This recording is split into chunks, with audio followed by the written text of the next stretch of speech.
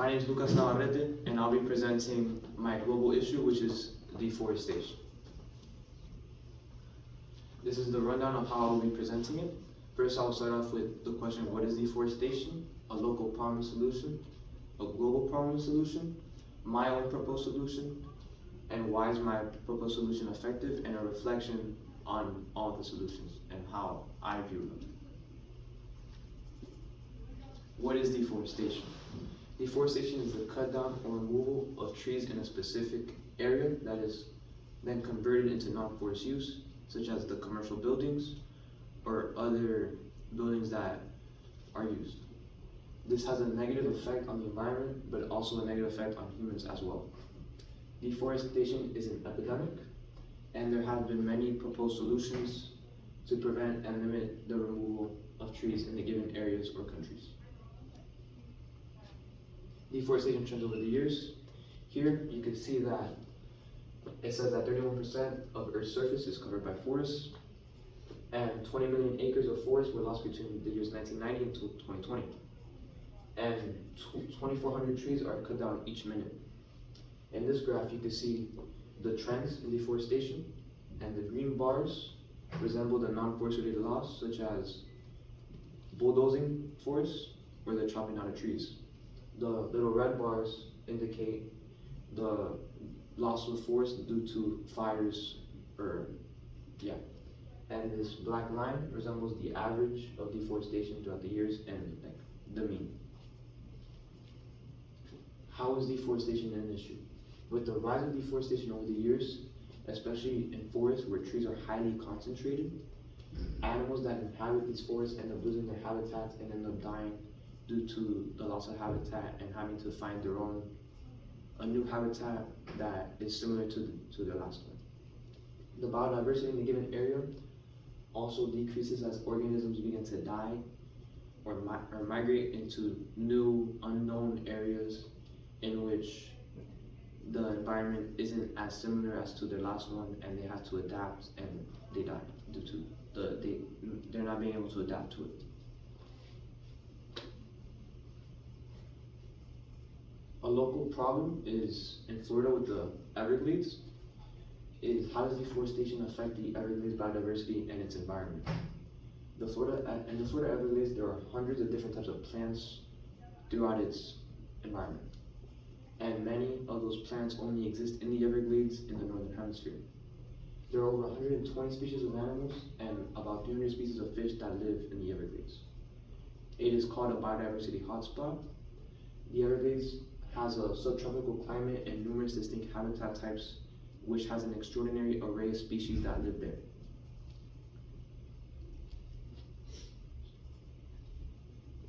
And what is being done already to help and save the environment and biodiversity of the Everglades is with the National Park Service and the South Florida Water Management District.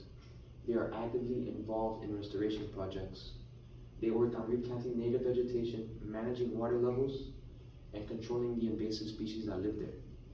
These efforts to help restore the natural habitat and protect the unique ecosystem of the Everglades.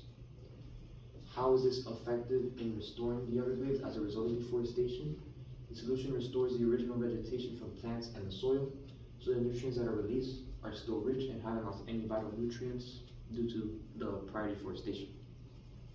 The water levels are managed to help fluctuate how much water is being dispersed into a specific area, and can make sure each organism can receive the water it needs to survive. And in doing so, these initiatives are the most effective way now to restore the Everglades ecosystem and its biodiversity. Global problem and solutions. Around the world, forests are being erased, and there are countless efforts to help regenerate the lost forests and its ecosystem. Efforts include replanting trees in areas cleared out by deforestation, or by allowing the forest to replenish on their own. The solution only works if a large sum of people help in replanting the forest, causing secondary succession. Doing so rejuvenates the nutrients and habitats for animals and organisms in the ecosystem. This may take longer than expected due to the bringing out of large sums of people to help in this one area of replanting the trees, and over time, eventually, the forest will either replenish on their own, or the new trees that are being planted will grow and prosper.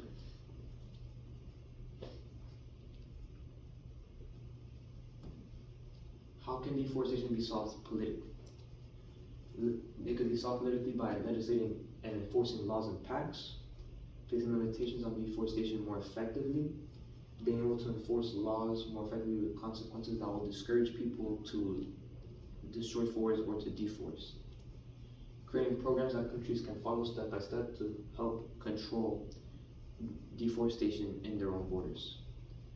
The United Nations created a program such as the Red Plus program, which provides financial incentives for countries fighting the common issue of deforestation, while also providing a framework to protect forests. RED in the program stands for Reducing Emissions from Deforestation and Forest Degradation in Developing Countries. The program has 5 main principles, which is the reducing emissions from deforestation, reducing emissions from forest degradation, the conservation of forest carbon stocks, the enhancement of forest carbon stocks, and lastly, the sustainable management of forests. With these 5 principles, it can help revive the dying forests and overall regenerate ecosystems if countries follow it accordingly. It can lead to reduced emissions and a better carbon footprint, which can help the world around us, and it can help humans live without having to worry about the possible changes to the environment, and it can also help the organisms that live there go back to their environments for generations to come. Why is the solution effective? The solution is effective due to its 5 main principles that will not only aid in the restoration of forests and ecosystems that have suffered from deforestation, but also prevent further destruction of future forests to avoid having the natural disasters that come with it. Placing plans and steps of action like this can lead to huge improvements in the environment around us. Why is this necessary? Because animals can go back to their habitats. Natural disasters such as floods and droughts are less likely to happen due to the reduced emissions, which overall, with the reduced emissions, climate change is less likely to happen, which then results in less natural disasters. Deforestation also does not deplete ecosystem nutrients, which are instead conserved and used by its organisms and the surrounding environment. And oxygen levels can finally stay constant or increase due to the efforts to help restore trees and the lost resources due to deforestation. Why is deforestation better handled politically? Because of the enforcing of policies and plans will be relatively easy, as the forest can be considered endangered, and need more protection from people who would cut down trees for their own use, and for having higher consequences for people that do deforest and disobey the regulations and laws. The long-term benefits that come with these political solutions is that the plants can have this plant can bring back barren, dead, old forests that have been destroyed due to deforestation back to life, and bringing back the organisms that used to live there. That can lead to a healthy and stable environment for the foreseeable future and for generations to come. The conclusion is solving deforestation politically has a greater everlasting effect on society and its environment, and it sparks change and encourages people to follow programs and laws to help regulate and better the environment that not only we inhabit as humans, but also the organisms and the animals that also inhabit. With the decline in deforestation due to the new laws and regulations restricting deforestation, attacking this issue politically is not only the most effective way to help moderate the removal of trees and to help improve our ecosystem, but it is also the best way to do it. And with these graphs, you can see that the average deforestation, which is the average loss of trees by decade, is declining due to the new laws and regulations that come with the deforestation and with the political leaders in placing these laws and enforcing them. And that concludes my presentation.